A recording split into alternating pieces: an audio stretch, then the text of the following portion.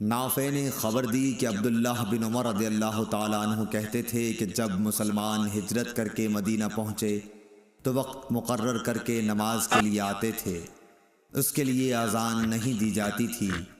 ایک دن اس بارے میں مشورہ ہوا، کسی نے کہا نصارہ کی طرح 1 گھنٹہ لے لیا جائے، اور کسی نے کہا کہ یہودیوں کی طرح نرسنگا بگل بنا لو، اس کو پھونک دیا کرو۔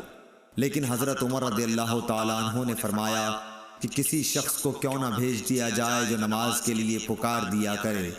اس پر آن حضرت صلی اللہ علیہ وسلم نے اسی رائے کو پسند فرمایا اور بلال سے فرمایا کہ بلال اٹھ اور نماز کے لیے اذان دے۔ صحیح بخاری حدیث نمبر 604۔ نافع نے خبر دی کہ عبداللہ بن عمر رضی اللہ تعالیٰ عنہ کہتے تھے کہ جب مسلمان ہجرت کر کے مدینہ پہنچے تو وقت مقرر کر کے نماز کے لیے آتے تھے، اس کے لیے اذان نہیں دی جاتی تھی۔ ایک دن اس بارے میں مشورہ ہوا، کسی نے کہا نصارہ کی طرح 1 گھنٹہ لے لیا جائے، اور کسی نے کہا کہ یہودیوں کی طرح نرسنگا بگل بنا لو، اس کو پھونک دیا کرو۔ لیکن حضرت عمر رضی اللہ تعالیٰ عنہ نے فرمایا کہ کسی شخص کو کیوں نہ بھیج دیا جائے جو نماز کے لیے پکار دیا کرے۔